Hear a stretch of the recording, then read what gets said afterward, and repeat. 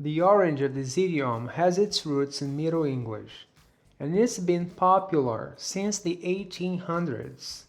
The allusion is fairly straightforward. If you sit astride a garden fence, one leg either side, you're neither on one side nor the other. You always sit on the fence. That's why nobody asks your opinions anymore.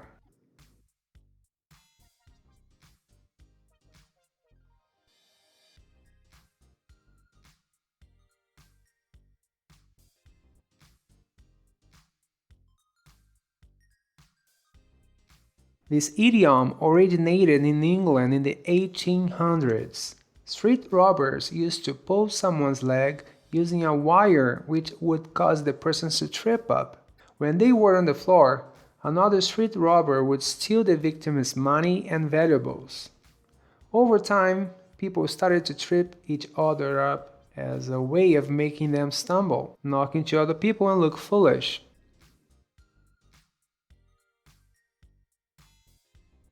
He's not going to kill you, man. He's just pulling your leg.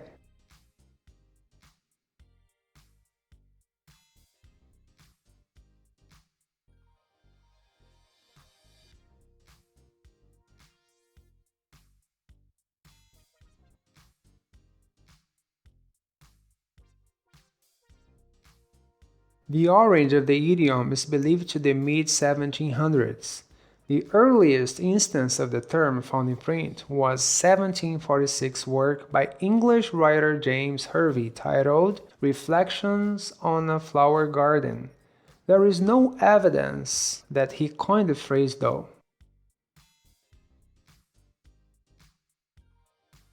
I couldn't make it to Susan's party last night, but maybe it was a blessing in disguise.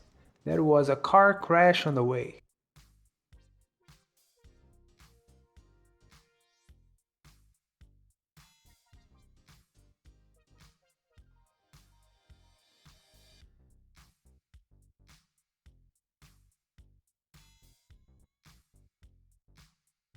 This idiom comes from a maritime source. In the old days, when a sailor was unwell, he was sent down below to help his recovery under the deck and away from the weather.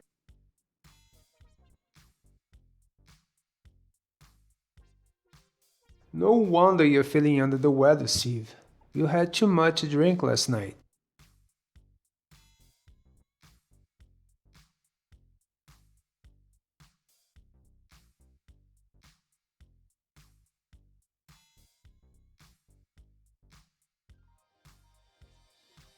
This idiom was first recorded in James Kelly's Scottish Proverbs 1721, where it is defined, so far so good, so much is done to good purpose.